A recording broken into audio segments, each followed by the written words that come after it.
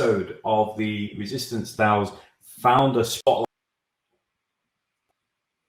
I know it's been a while since actually it's been a long while since the last one, but the person that I had in mind since then is still around, thankfully, to be doing it with me today. So audience and fellow Resistance family, thank you for sticking around with us to today. And let's just jump straight into it, shall we? So today we have with us, I would say a founder, but I'm talking about serial founder at this point, I think, with Hernan. Web3 native, founder of Soundworks, which is your latest project, I believe. And we'll talk about that in a bit more detail. It's decentralized music production distribution platform. Am I getting that right? And it empowers producers, I'm just reading straight off of the sheet here, music makers to trade license and track their sounds with assured ownership, which is something that is like really, really heating up in terms of popularity. Like when people talked about Web3 and like use cases for Web3 products, one of the first like industries that shot to the very top was music. And a lot of like the beat makers, etc. Just like I'm not in that scene myself, but like it's everywhere. Like equity through blockchain. So we'll get to that and we'll talk to that a bit. But let's talk a little bit more about yourself. Obviously, you're a member of the Resistance DAO, a strong member. So let's start with that. So first of all, thanks for being a member of the Resistance DAO and the community. It's been a little hush hush, but it's about to absolutely explode. Obviously, starting with this podcast and loads of other stuff that we've got lined up in the coming weeks. So, Hernan, we've been chatting on and off a little bit for a few weeks. And it actually started, you invited me to your podcast initially, right? Yeah. Web3 creators is the next. Again, we'll delve into that and chat about that. I've listened to it. I've picked up some tips from my see if you can put your finger on what I've picked up from you whilst we go through this episode. But kindly, you've agreed to accept the invitation and chat with the Resistance community. First. Yeah, I'm glad to be here. Thanks for the invite. Yeah, it's super exciting to have you on, and we have a lot to discuss, but we've decided we're going to keep these episodes to half an hour at a max. And we're going to try and get everything in here because, frankly, looking at your LinkedIn portfolio of all the stuff you're involved in, it kind of reads like, what is it, 24 experiences and half. Yeah, and I've been adding my music experience because prior to when I was like developing apps and mobile and kind of building an engineering career, it used to say no. The fact that you're a DJ and music producer doesn't fit well with your resume. So like HR people would tell me, no, you have to mention that that's just your hobby. Don't mention that you built a career and that you released an album with a label, because that's not going to play in your favor with employers. And now I find myself coming back circle where actually my experience in the music industry becomes maybe even more relevant than my engineering experience. Well, let's talk about that for a minute. So if we were to start at the beginning, as you say, right? So I've read you went to the Technion University I think it's in Haifa. That's in Haifa. The Technion's in Haifa. I was there for a student exchange program for a year. But my actual degree is from the ITAM, which is the Instituto Tecnológico Autónomo de México. I'm originally Mexican. Oh, wow. Okay. So we were starting even further back then. Okay. So born in Mexico and then ended up in Technion University in Haifa. Let's start there. So I mean, just on the face of it, career trajectory, same as the vast majority of like Israeli high-tech founders. Technion, you go and work like as an intern and then et cetera, but you just went, no, I'm going to do music production, which sounds like a hobby, but actually you did it a little bit more than that. You kind of made a career out of it for the first few years. yeah, and I was making music way back when, even before I started like college. I would convert conservatory and stuff, but basically, yeah, I also released a first album with a label here in Israel, and created my own label later. Then it kind of stopped for a very long while with the what feels for me. But basically, yeah, my story is, born and raised in Mexico, studied there, always being very in touch with music, especially, electronic music, trance. Then I moved to Israel, started working here and there. I played a lot of gigs, traveled to Australia for like a year, where I completed that first album, then came back. High tech scene, doing mobile apps, starting from junior to the senior to all the way to director, and then entering the Web3 space in 2017. I founded EOS Israel, which was at the time the only kind of scalable slash initial delegated proof of stake blockchain that existed, right? The new wave that we just saw the last bull run, that was kind of taking after that version of, okay, we need some really scalable, high performant blockchains out there. And that was my path until now. And now I think what we're building with Soundwork is kind of a culmination of kind of all my type of knowledge and expertise that I built both in the music industry and the Web3 space, by kind of combining all these technologies into a, a very like practical, but at the same time very needed solution that it's I don't see yet being out there. So, well, in terms of taking passions, hobbies, etc., music, which you've talked about producing, I didn't ask you what genre of music is it that you produce or It was play? So it was a lot of psytrance back then progressive trance. I used to play with a live guitar and electric music at the same time. Then it turned out into more like electro progressive trance. I got some like glitch funk trance. So it's not like a very defined set of genre that I'm playing, but it's been a long while since I released my last track. But you can check me out in Spotify as Hernan, like with air as in the air you breathe, Nan, or Mind Light. Those are my two projects. That's my music. But on the what brought me to found Soundwork actually was when I created I built and programmed an app called Loopax, which you can still download in the App Store if you're an iPhone user. And it's basically a looper, right? And it was a very cool experience. I don't know if you can see it here, but go to Yeah. the App Store. It's basically a very cool loop machine that you just background stuff. Anyway, you kind of place your sounds, and it automatically kind of builds a track out of nothing. Then you can record it simply and upload it to either SoundCloud, Dropbox.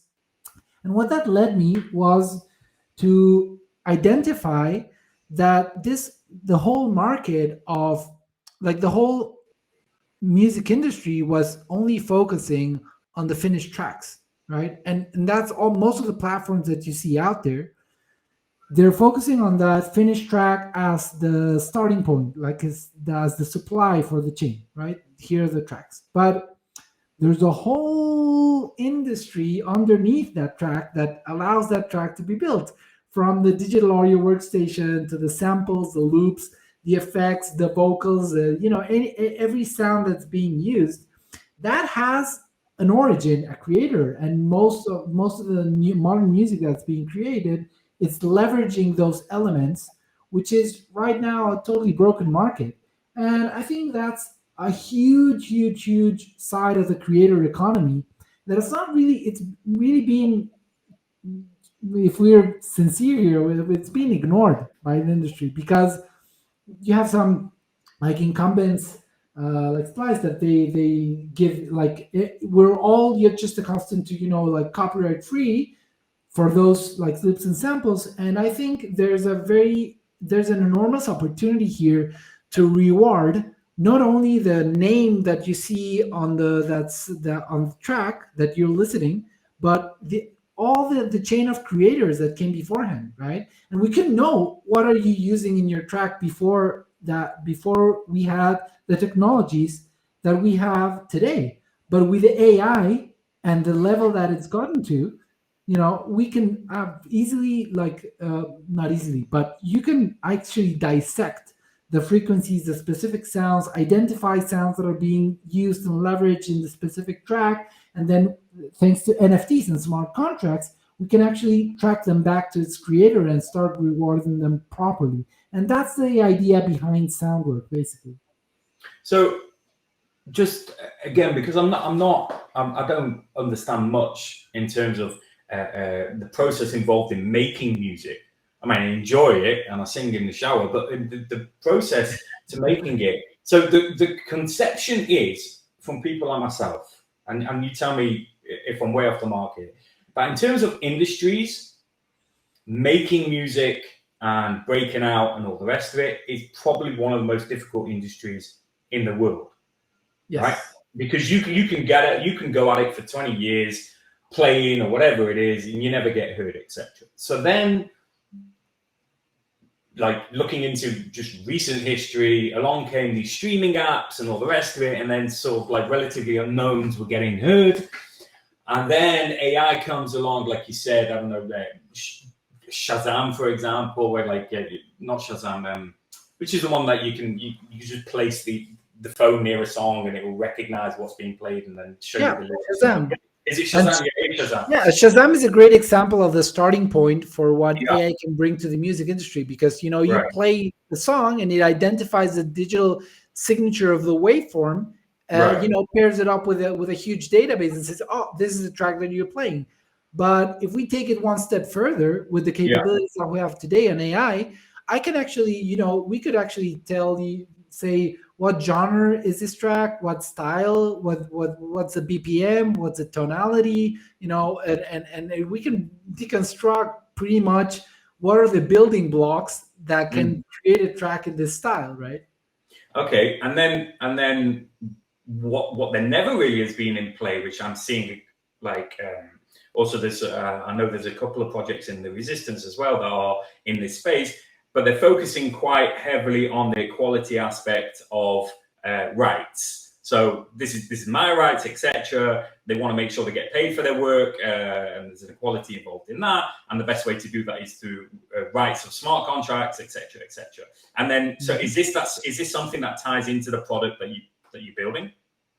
Yes, and what we're trying to focus on is it's like a two-sided approach, right? On the one hand, we want to accredit all the creators in the building process through the minting of NFTs for even single sounds, vocals, a bass player, or any building block of the music track. And also, we want to embrace this new AI era in which people can actually convert a text prompt into a track, into music, right? So we in that case, when you're trying to generating music out of a prompt, like you're doing with Midjourney and the image space, who gets to be attributed? Who gets to be the creator? Is it just totally copyright free, or can we get into the meat of the algorithm and say, well, where is it taking its song from? Or can we create a new system where, first of all, we will reward the minter, who is the one that maybe created the prompt, and then we can dissect that track and say, oh, this is he used the vocal of Michael Jackson, so let's send some tokens his way, assuming that hopefully someone is claiming his staying on the blockchain. But I think that's where we are, where the technology is driving us through. And I think it's a big honor to try to try to create some positive impact in such an important industry, and so it's something that's very close to my heart.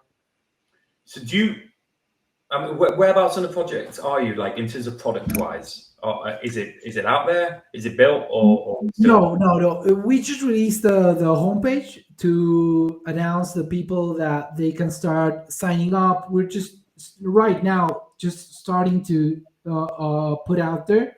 We're on the midst of building our alpha marketplace. It's coming on really nice. We are working very hard on nailing the NFT standard right, because we want to accrue not only it's not a typical like NFT like ERC 721 or it's not the typical NFT that you can just mint and create a PFP because we don't only want to leverage sounds VSTs which come in the form of plugins files MIDI files. We don't only want to be able to mint all this musical elements, if you will. We also want to allow for different capabilities which extend the actual, just buying and selling of an asset, right? We would like to offer a possibility to lease that asset, which means that maybe you're not actually buying it from the creator, but you're just, leasing it and saying, I'm going to use this, and, it'll cost obviously much less. But then you would say, I'm just leasing this for my track, and then we can reward the creator without you saying, okay, I need to own this sound in order to use it. It's super interesting. So this is a project that you're on in a vertical within, well, it's multiple verticals within Web3. It's a micro project of, if we were to zoom out and say, okay, we've got the DeFi industry like taking on like finance head on and central banks. You've got right now it's micro. We hope it will be a macro. No, but individually as a project, and then you've got art, right, and visual art with doing their thing already, sort of like we're coming out of that sort of space, and then you've got another massive industry so set in its ways. Do you feel like you're going head on against it now and you're up against it, or do you feel that there are elements to what you're building that can be integrated into the existing corporate world that exists for music promotion and all the rest of that? Like, can you slowly make your way in there?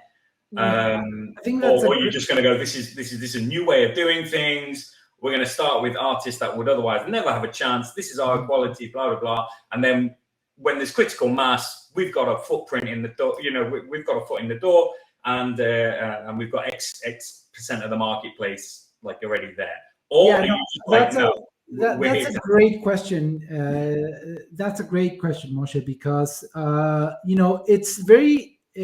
it's typical of a lot of founders that come up with an idea to try to re-educate the market and say, this is the new way of doing things. And we're seeing it inside our industry with the other music on Web3 platforms, which are, providing a music player to the after music, right? Yeah. And that's kind of going head to head against Apple Music and Spotify. I think that's a long shot. I don't think that's the right approach, because I'd say we first you have to kind of embrace how things are working currently and try to do it a bit better. Secondly, I think it's a very long shot and a very hard way to go to say, forget about Spotify. Here, use this instead, right? And it's going to, take re-educating the market is a very, very heavy task to do. Maybe Elon Musk can pull it off with the electric cars, but all right. Well, I think it's the right approach. Let me ask you a stupid question then, for not understanding the intricacies of how the business model works behind Spotify as an app. Are there currently artists that would not be able to feature on Spotify, even if they were saying, well, hands up, I'm not going to make any money out of this, but I want to be on it, that would not be able to feature their music there, that would not be able to get in, and therefore look at smaller platforms to say, this is a better place for me, and I'll get paid better as well? Like, does that exist or not really? So let's split that question in two. Okay, can they be, can or cannot, or they can't be featured? That's one thing to go. It's like the curation methods for Spotify. That is not something that's open and transparent, so we cannot know. What I can tell you is that for an artist to actually make an income out of Spotify streams, it will require millions of streams to actually start making an income that you can, rely on for making your music. And we're talking about the 0.001% of musicians that are being that are streaming on Spotify. So it's a very, very, very centralized space, both in the artists that can make a living out of it and on the labels that have really, the moat around the whole industry. So that's a very, very important part that we can actually, help with, if we can provide a platform where, new artists, indie artists, and also, the beat makers, the vocalists, the bass players, to come in and then, provide their music as stems or music elements and start making a profit out of this in a decentralized manner. I don't know if you read the latest debacle with the Drake and Weekend song, where the labels came off and started, taking down the track wherever it could and going after the guy that uploaded it. And then on the other spectrum, you had Grimes tweeting that she would split her royalties 50-50 with whomever took her voice and made a good track out of it. But she didn't explain how that would actually take place. And I think this is something interesting where we can come in and say, listen, we have a mechanism in which by you can upload your vocals, your voice, you can mint it as an SD, and then we can detect the usage of it, and in a decentralized manner, without you having to go chase people around, we can, distribute some rewards to you. At first it'll have to be, our own kind of ecosystem token, but eventually it will turn into different currencies. I think the question that I was trying to formulate in my head was, when I asked that, was if there's an acceptance criteria from there. It costs the money, obviously, Spotify, for example, to host an artist, with streaming and all the rest of it. And it's negligible, those costs. Yeah, but then they would look at it and they say, okay, well, what is acceptance criteria needs to have X following and fans and blah blah blah. It's worth us bringing them on board because we see potential in them. Because if that is the case, what you've got is a critical mass of the vast majority of musicians in the world that cannot access a platform, need to set up platforms to do it on, and at the same time, there's a beautiful sweetener of being paid properly. And obviously, blockchain, the way that you have engineered it, is facilitating that with the smart contracts and proof of ownership. So in terms of market share, I mean, it's potentially massive for startups to come along and say, I mean, how do you feel as a founder in this space, competition wise? What's like the forecast? Do you see this is going to be absolutely fluctuating marketplace with people building in this space, trying to create platforms that give someone a foot up that otherwise wouldn't be able to get in? So in terms of the market and market size, my vision, especially long term, is basically up and to the right. I only see the space growing further, and I see the music space especially getting more and more integrated with Web3 and AI technologies towards what we'll experience as the music of the future.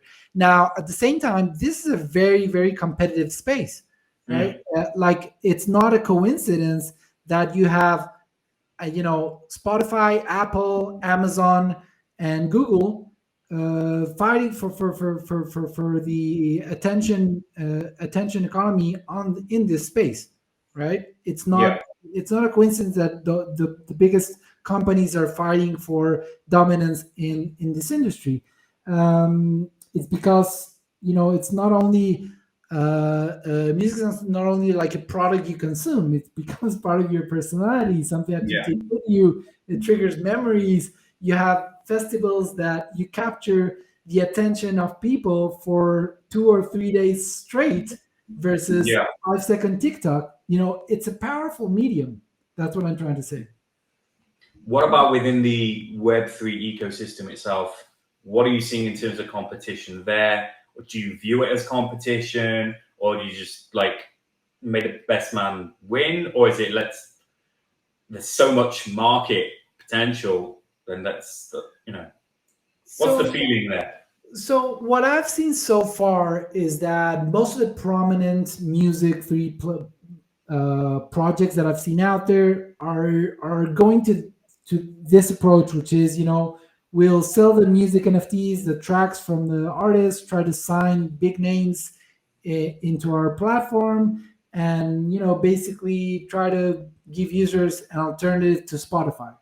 In that regard, I don't think those are our direct competitors because we are working with the building blocks and the different layer of the music. In terms of how I see us potentially working together is, if we provide this infrastructure layer for the music blocks, we can easily integrate, our APIs into other Web3 music marketplaces, so that not only the seller of the creator of the track gets rewarded, but on the back end, we can also reward all of the creators in the process. Super interesting.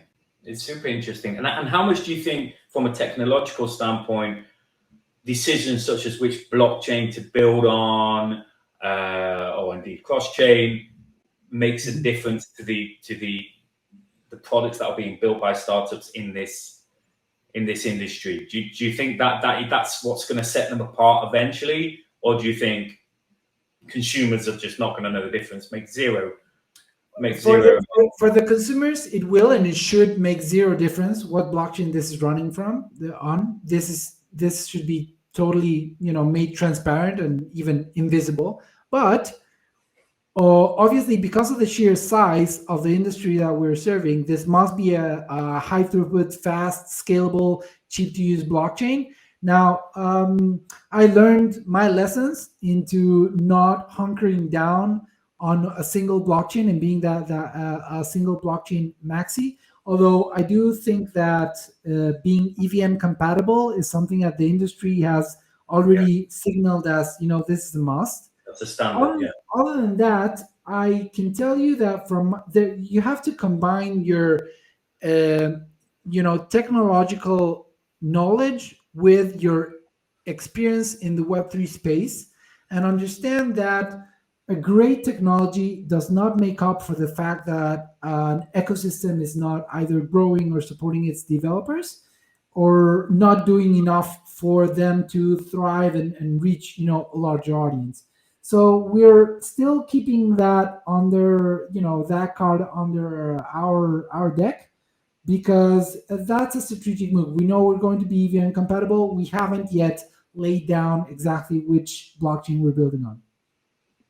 all right. Let's take a step back, or step away from focusing on your product and project at the moment. Let's talk about a little bit more about Hernan, the founder in this space, and I mean, as in terms of authority, qualified authority, you've amassed a huge amount of experience in founding projects, both in Web 2 and 3. You're an engineer, a software engineer yourself by trade. You've taken a industry that you're passionate about, and this is the space that you're building in to make a change. So in terms of flying the flag for Web3 ethics and a brighter, better future, you're a fantastic example. But looking at looking at your resume, there is a whole host of startups which you're advising, mentoring. Talk to me a little bit about that. Like, how do you feel you've evolved as a founder to the stage where you can then pass on founding knowledge, and how's that experience been for you? Yeah, definitely. So that's that takes me back to basically when I started getting involved in the blockchain space. Until that point, I basically was my entrepreneurship experience was like building a mobile app and trying to push it forward and working in different companies. But since I entered the space, I really came into I very quickly understood the importance of community, and that's what I created here in Israel with US Israel. And I immediately started helping businesses and other companies kind of adopt the technology and bring it on and start building on it. And what I've learned through the time is that there are a lot of companies that understand the importance of this new technology, but the mind shift that is required to build something successful in this space is very different than what most of the companies on the Web2 space are accustomed to. Versus it's like sure. having a product that you build on your on your garage or whatever, and you just show it to the public and say, hey, here we are, this is the product, please use it. Versus building a community around the idea, brushing off the ideas, and then handing the means of production to your community, saying, okay, which comes into what you're doing with the Resistance DAO, which is a decentralized way of governing a community, and saying, hey, here's where we're going, here's the idea, what do you think we should make of it, right? And that's where decentralized governance comes into play. So I think the approach is very different, and that's what made me create my own advisory company, which is Arbor Tech. And that's where you've seen most of the advisory projects that I've involved in. I've helped NeoArt turn their digital gallery into an NFT, very successful NFT digital marketplace. I work with Voice in integrating also their technologies onto the Web3 space. And those are I'm very involved with a ton of projects in the space, like Emanate, and I also learn from my own mistakes, from previous failures. I try to build a launchpad on my own, and a starter, and I couldn't get it to properly launch, and it was a painful experience. And that's how you learn. You fail until something works. Absolutely. I think that level of honesty to say, as a founder, or as a mentor and advisor, to say, right, if there's one thing or a few things that I would teach you, it's what my mistakes were and how you can avoid them. If that's it, if that is the knowledge that I have to pass on, then that is enough. And I find myself doing that like for free. Like, I've spent possibly a year going in the one direction and a lot of money going in the one direction just to literally pack it all in and pivot and come back around. Looking back at it, going, actually, it was less about the business decision. It was more about my personal traits as a founder that led to, the mistakes that I made. Like, was it overly impulsive? Was it too keen? Was it like, were you doing Z before A? And just to be able to I know that myself, just to be able to pass that on, Well, but that is already a good approach that you're taking, Moshe, because you could also easily go the route of the bear market and the whales dumping on us and this VCs cashing out. And it's very easy, especially in this public market when you see what's happening on chain, to blame others. And the fact that you say, was I too impulsive? Where were my mistakes? That's already the right approach to take, in my opinion. Yeah, because I'll be honest. I mean, I've had mentors in my time.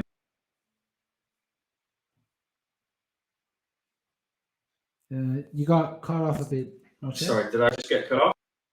Yeah, you were frozen for a bit. Sorry. Sort of in my personal startup journey, so it's like a few years now, and there would be those who are mentality mentors. Like if it was in sports, you would call them like player managers, you know.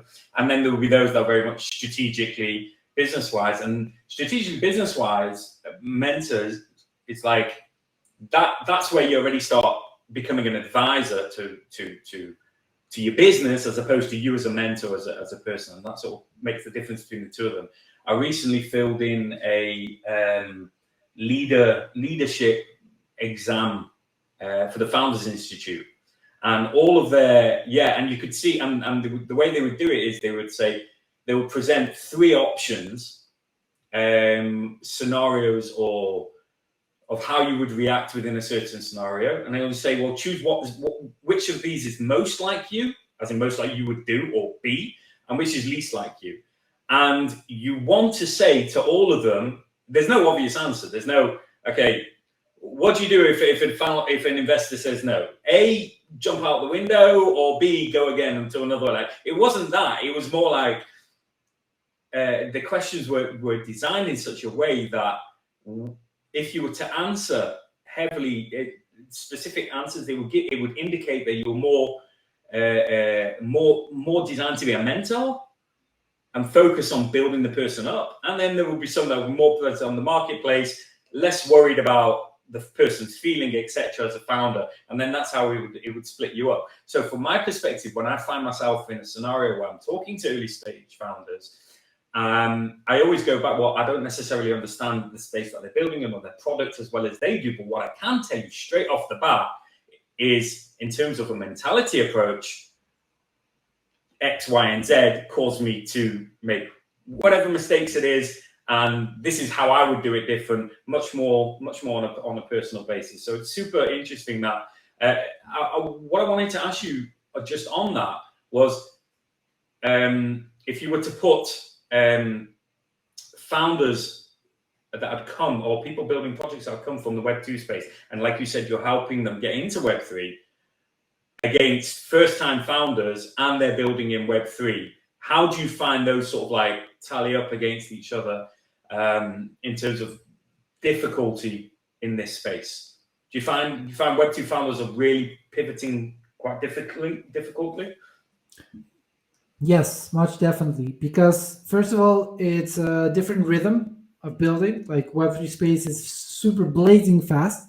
You know, maybe not as exponentially fast as what's happening with AI, but it's definitely a fast-paced environment and paired with the fact that you are now building in public. So it's very different from the Web2 space where you have some 4 or 5 very, like savvy investors where that they know that you'll probably need a couple of years to put out your product, and are know that their investment is probably a long-term one, versus when you're building in Web3 that you're mainly probably going after you're building in public with many young and eager investors that are most likely wanting to know what's going on in the project. And if you spend 10 days without an announcement or an update, it's like, what's happening with the project? Is it still alive?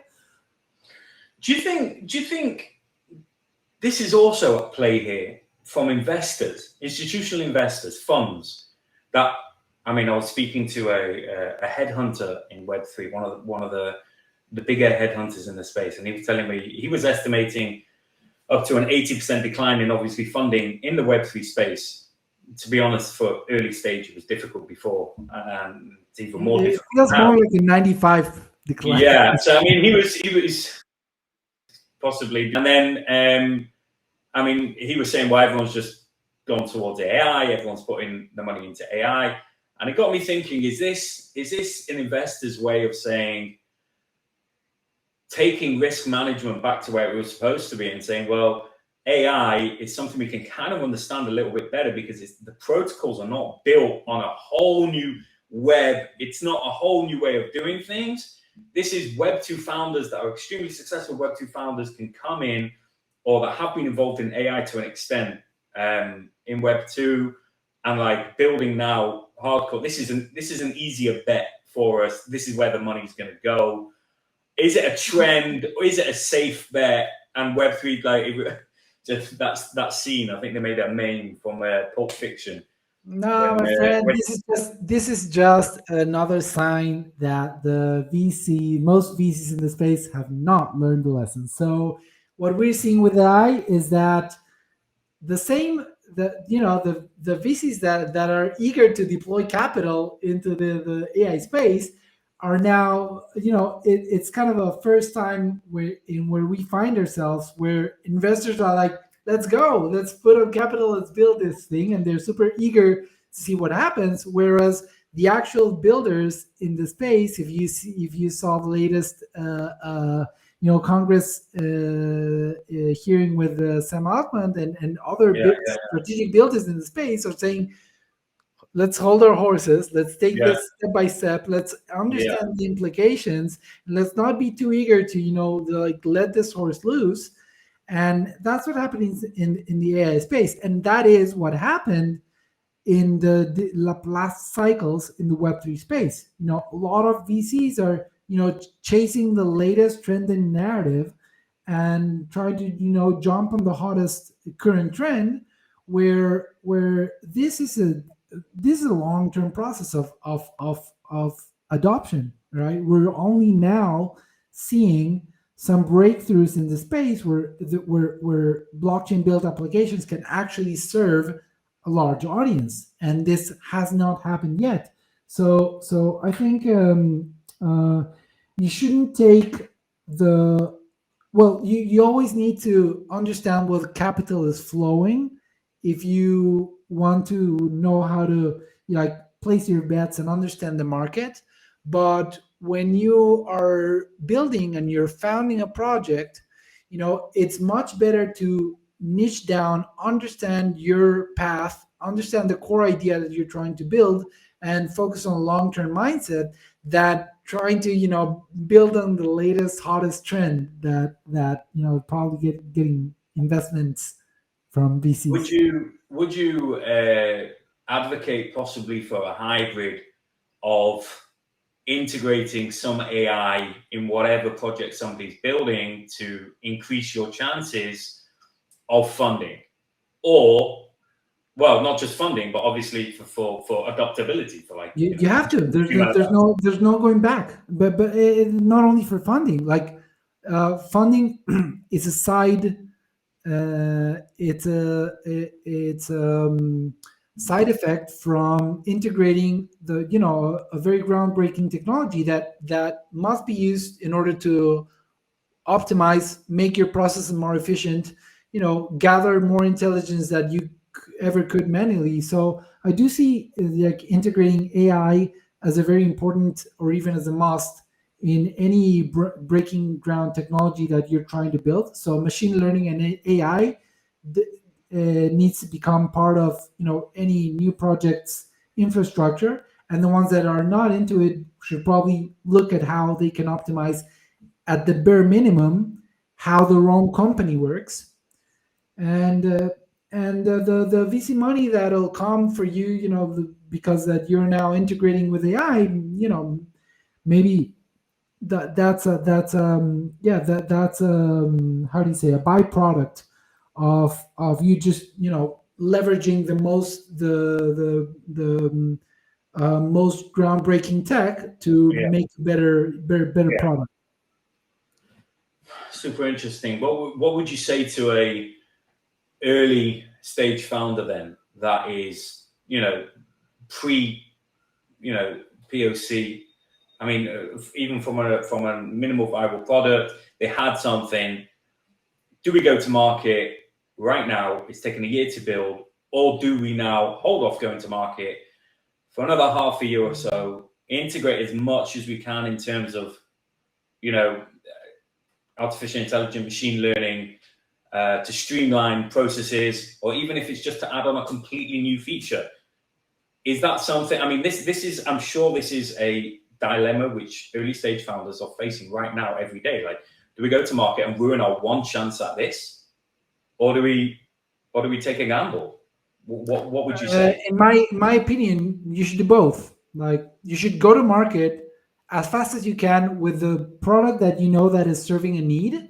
So if it's just if it's just like a nice to have, then you probably want to brush it off with your community until you're actually solving something, or actually having a product that is has a real demand on the marketplace. But you should do both. You should launch as soon as you have something good to show for, and at the same time, start integrating new technologies and seeing how AI can benefit your business. But don't wait till you have AI integrated on the back end, front end, and you're talking to all the new APIs for your product, because by the time that you launch, AI will already have leaped forward. What we're seeing is not just a new technology, it's a new acceleration rate of innovation.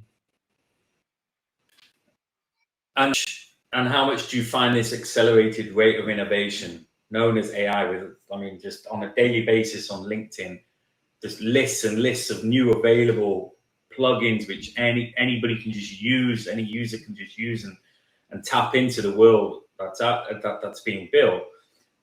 How in parallel is this being built next to a decentralized web? Or how much of it is it going to be derailed by just popular culture adopting this sort of stuff? Like, well, it's less important that we have a decentralized web because, well, a bot's doing all the work for me anyway. Like, how much do you think it's going to be derailed the movement? So that's a great question, Moshe, because I don't see AI and Web3 as competing technologies. Although people that are looking from the outside in might see, oh, they're competing narratives. Which one's hotter, AI or Web3? I see them as just new technologies that are fundamentally interwoven, and many people maybe don't see it as I do. But I think if you are building a Web3 project and you're not leveraging AI and machine learning to what you're building, then you will not build a smart enough, fast enough, and scalable enough product that can reach mass adoption. And at the same time, if you're building something in AI, or you're building a new large language model, or you're developing new forms of artificial intelligence, and you are not thinking of how to decentralize the governance and the regulations and the safety and limits of that AI, and then you're leaving all this for like either like regulators or the top the three CEOs in Silicon Valley to determine what is going to be the outcome of the restriction of this AI, then you will have a heavily biased and dangerously biased artificial intelligence. So I do see that every future widely adopted artificial intelligence model will have to come with its layer of decentralized governance that sets the mechanisms and the ethical kind of boundaries of that AI in place. I think in terms of governance, that's one example. But what about the capacity? I mean, the early days in Web3, people, when the conversation was having about mass adoption, everyone's talking about mass adoption. What do we need to do to get mass adoption? Which industries go first? Which are more natural on ramps? And then there was a great deal of talk about the just the capacity for people of I don't know, a certain age to say, well, your mother, your father, how would you explain it to them? How would you make a product as easy for them to work, etc.? How much capacity do you think anybody has to understand these two new technologies properly? Because again, it sort of falls back on what I said in my last question, is whereas AI at the moment is like bolstering a lot of products that people use on a day-to-day basis, even if it's Slack or Microsoft like built in or whatever it is, and it's easier. Whereas Web3, you really, really need to understand. I know people are trying their best for it not to be that way, but especially with DeFi, there is a fundamental difference in understanding how it all works, how it's structured, what the architecture is of a decentralized platform, which is not required in AI. So what sort of capacity does somebody have to actually understand both of these? If you roll them up in one startup and say, oh, we're a decentralized platform that is using AI to automate certain processes of that decentralized flow or whatever, sales funnel, whatever it is. Like, isn't that just like overload, boom, like enough? I can't do this anymore. Yeah, well, it may be, definitely. I do think they're both have their complex intricacies, and at the same time, what a product should be is something that makes your life easier, saves you time, allows you to make money, helps your everyday life, helps you make things better, faster, cheaper. At the end of the day, if you cannot convey in practical terms what this product is good for without even mentioning Web3, AI, machine learning, or any of the complex technologies that are underneath it, then maybe you don't have a way to reach product market fit. Yeah, but people, especially in terms of AI, I mean, we have this conversation around the dinner table. Like, okay, we get it. We understand why it's great. We understand this, that, and the other. But I'm still want to hold on to understanding the very basics of it, because otherwise the machines are going to take over. There is this genuine fear, and it rolls into Web3 as well. Like, what do you mean? How can you not have a bank? Like, in theory, like, people still want to. So you're frozen a bit again, Moshe. You can roll out. It's easy to use and makes your life better without people really stopping to wonder how it's working and just automatically trusting it. I think it's a bit like fairy tale that we've told ourselves a little bit early days. Yes, And people are coming to terms with that. we drank the Kool-Aid, but listen. I think yes, we did drink the Kool-Aid, but I think it's better to drink a bit of the Kool-Aid, understand the taste, and try to dig into it if there's something good in it, or people fear what they don't understand, what they know. So I still see it like within my family, for a lot of people and members of my family, this whole crypto Web3 thing is just all a big casino, where people just try to gamble their way up in the and make some quick buck. So yeah. And now with AI, I just had, lately a dinner when I was showing my cousin is an architect, and I was showing how quick I can make a demo of a house improvement by just taking a picture of the house, improving it with Mid Journey, and he is like taking an, yeah, I think there's no way that a light can go in here. He was already getting into the details without like actually stopping to understand that this thing just created a mock-up of a house improvement prototype in like a few minutes, when it takes an actual architect, maybe two weeks of sketching out. So I think it's very easy to both simplify the technology when you don't understanding and say, oh, this is just another casino, this is just another fad, or fear monger it, right? Saying, oh, this is going to destroy it. This is the end of humanity. This is going to kill us all. And please, stop this all, because we're all going to be dead. We're all going to die.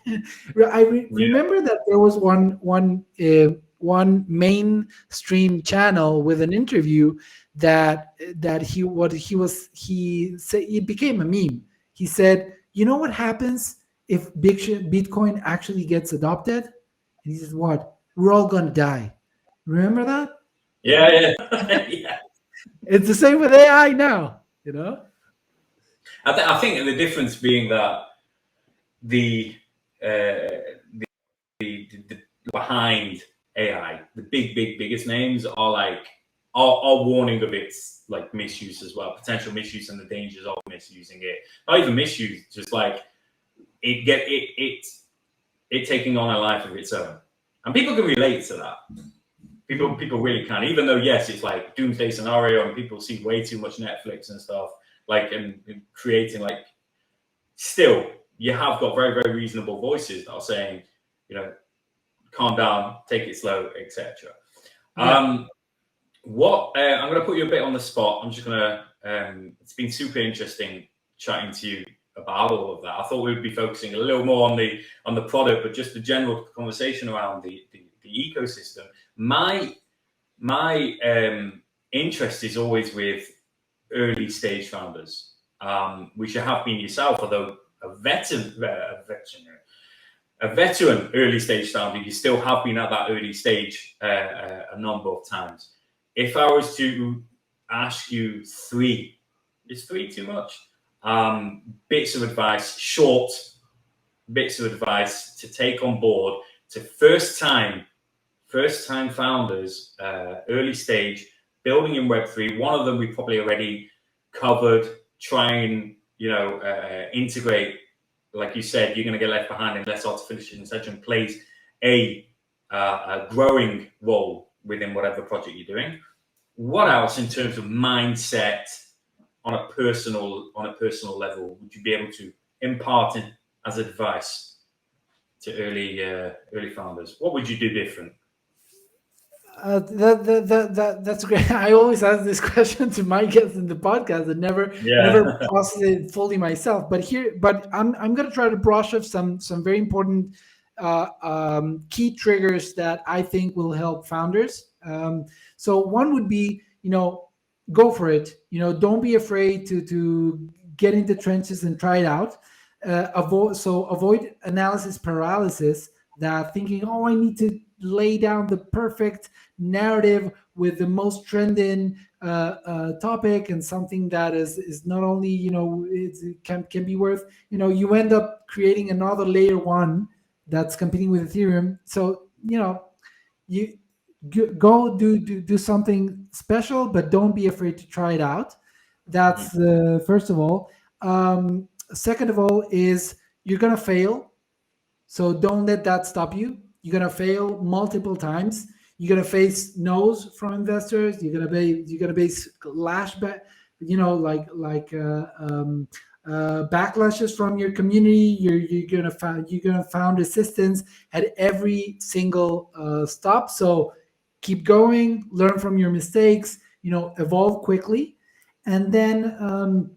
The last thing that I would add, and this is specifically for Web3 projects, is really understand whether the project that you're building, needs to be decentralized and where, because it's not obvious that because you want to launch a project and a token and have be in the space that there's a need for decentralization in what you're building. So really understand the ethos of Web3, understand what decentralization means, and understand that that probably means that eventually you will need to also step back and become a member of this network that you're building and not always be at the forefront of the product that you're putting out there. Stay humble to the community and to the ecosystem. No, not really. Not really. Like fuck being humble. That's yeah.